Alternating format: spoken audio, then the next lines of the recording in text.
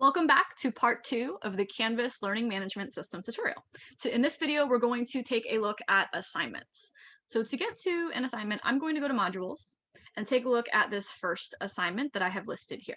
Assignments really are the backbone of Canvas. This is where I find students spending most of their time, and there's a lot of flexibility in how these assignments are designed. The first thing students are going to see is the due date, how many points an assignment is worth, how they can make submissions, and how long the assignment is available for. This is essentially the overview of all information they need in order to complete the assignment. So between the due date and the availability, this shows students when they need to make their submission by for it to be considered on time, but it also shows them how long they can make submissions for. Typically in my class, I leave assignments available either until the end of a unit or the end of the marking period so that students can still submit late work. In the submission types right now, it's listing 4 different types of submissions, but this is customizable to each assignment. So not every single submission type will necessarily be available for all students. For example, if you're asking them to upload a video, maybe just the media recording will be the option that is used.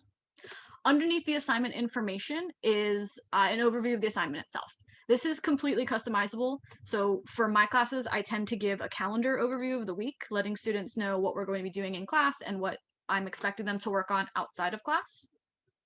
I also include any embedded resources that they will need. For this assignment, I've included the summer reading questions that they used at the beginning of last school year, just as a copy. I also include step-by-step directions of what I'm asking them to do. I try to keep the directions as clear and simple as possible, just so that students aren't getting confused with too many pieces of information. And then finally, I've included submission, what I'm actually expecting them to turn in at the end of this activity. To turn in an assignment, students need to press the blue Start Assignment button that is at the top of the page, and it will open up a new window or a new little pop-up box at the bottom. The first type of submission students can do is a file upload. This is very similar to what Westchester uses. It lets them upload files directly from their computer, or if they did something on paper, they can use the webcam on either a tablet or a laptop to take pictures of their work and then upload it that way. It also gives them room to upload comments or other files if they have multiple files they need to submit. Text entry is the next type of submission. This allows students to type directly into the Canvas page, which helps to bypass any kind of other word processing software like Office 365 or Google Docs, anything else that's online.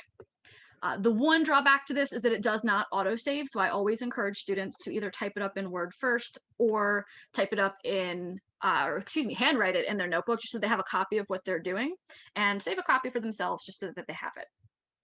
As with the file upload, they can also write their own comments. I'm going to jump ahead to media here. As I mentioned earlier, media lets students upload videos. They can do this from any device, and it's pretty all-encompassing for the different types of software. I've seen it done with both Apple and Windows programs. CK12 Practice is an embedded program that Canvas can link with. Phoenixville does not use it, so I'll be skipping over it. We do use Office 365 though.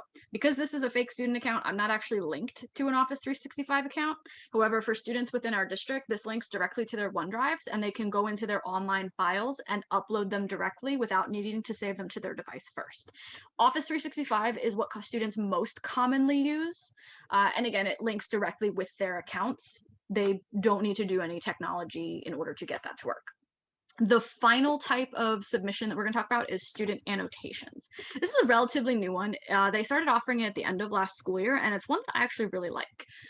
It is essentially a PDF editor that allows students to go into the files that have been uploaded by the teacher. So in this case, I took that summer reading questions, and then using the toolbar at the top, students can go in and actually write what they want to include.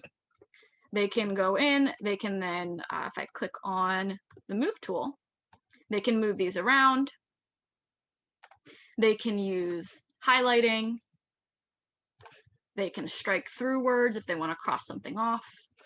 They can add comments if they don't want to actually type directly on it, and it works just like comments do on Microsoft Word on the side.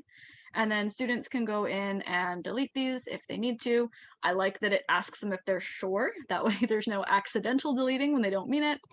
And finally, this tool also offers a pen, so students can draw if they need to. And then they can press the check mark if they want to keep it or delete it just like the other ones. Unlike the text boxes, this does autosave. So we can see I've crossed some things out, I've written my name. If I hit cancel here, it's going to close out of the assignment submission completely. But if I go back into it again, you can see that my work is still here. That means students can start working on this during the day and then go back to it either during the next class or at night. Once students have finished with an assignment, they're going to hit submit. It'll load for a moment and it gives them a little celebration window. And on the right, it lets them see that it was submitted and what time it was submitted. By going to submission details, students can also go back and view what they have submitted. If there's a file uploaded, it'll be there as well. Some assignments allow students to make multiple submissions. Again, that's depending on the assignment and the settings that the teacher creates. So if they are allowed to do that, the new attempt option will be there. If not, there won't be a new attempt option. As I mentioned in the first video, with the calendar, as assignments are submitted, they're crossed off. So if we go back to our calendar and jump ahead to September, we can see that this assignment, which was set for September 10th, has been crossed off. So it's a really good way for students to keep track of what assignments they have finished and what assignments they still need to complete. Thank you for watching part 2 of this tutorial. In the third video, we'll take a look at some discussions and quizzes with the Canvas features.